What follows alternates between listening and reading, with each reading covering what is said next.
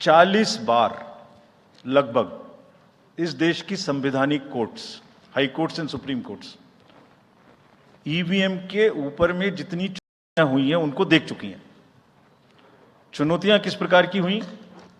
ये हैक हो सकती है, चोरी हो जाती है, 19 लाख मिसिंग हैं, इसमें दिखाई नहीं देता है, ये कंप्यूटर से खराब हो जाती है, रिजल्ट्स बदल सकता है, मैनिपुलेट हो सकता है। हर बार संवैधानिक कोर्ट्स ने इसको रिजेक्ट किया है। क्या कहा है? कभी कहा कि इसमें वायरस लग ही नहीं सकता, no question of introducing virus.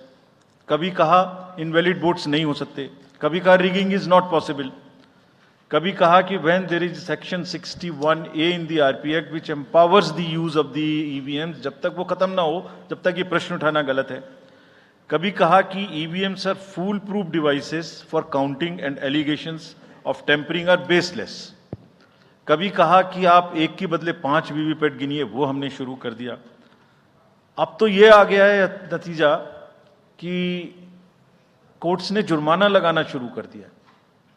Delhi high court ने मिस्चीवियस कहते हुए 10,000 रुपए का जुर्माना लगाया। फिर माननीय उच्चतम न्यायालय ने 50,000 रुपए का जुर्माना लगाया। अभी फिर रिसेंटली माननीय उच्चतम न्यायालय ने एक पिटीशन खत्म की है। कितनी बार सुनेंगे? क्यों बार बार वही बिलाप करना है? कोई चीजें तो हमसे पूछिए। हैक नहीं हो सकती, किसी सूरत में नहीं हो सकती, एंड जो परिणाम आते हैं वही प्रमाण है। बार बार परिणाम आते हैं। कोई भी ईवीएम लेके बैठ जाता है सोशल मीडिया पे, वो डिब्बा लेके एक बैठ जाता है। और आजकल एक नया ट्रेंड शुरू हुआ है, वो थोड़ा सा एक्सपर्ट भी बन जाता है। आजकल 1-2 एक्सपर्ट भी चल रहे हैं सोशल मीडिया पे। वो कहाँ की डिग्री हैं, कहाँ के एक्सपर्ट हैं, थोड़ा देखना भी चाहिए। वो बताते हैं कि ये डिब्बा है, वो टूल बॉक्स जैसा डिब्बा होता है, उसके अंदर में क्या है पता नहीं है। उसमें से एक गत्ते के डिब्बे में से एक स्लिप भी निकलती है। वो धरना भी हो जाता है कि ये स्लिप बदल गई, मैंने यहाँ बटन दबाया था और यहाँ ही गलत निकल गई। भाई आपने क्या दबाया था, किसी को बताया था क्या? क्या निकला, किसी को बताया था क्या?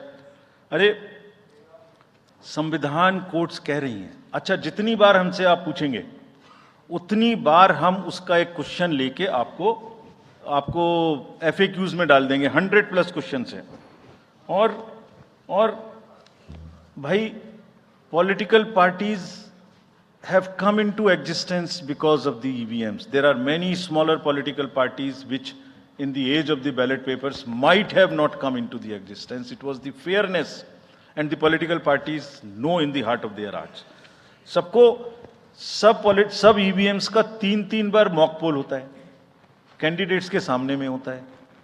फिर भी अगर कुछ आप किताब लाए हैं, किसी के पास है क्या? एक हमने किताब भी बनाई है, एक जितने लीगल केसेस, 40 केस, देखिए these are 40 cases on EVM.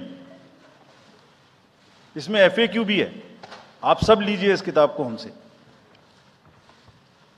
इसमें FAQ भी है और इसमें फ्लो चार्ट्स भी हैं।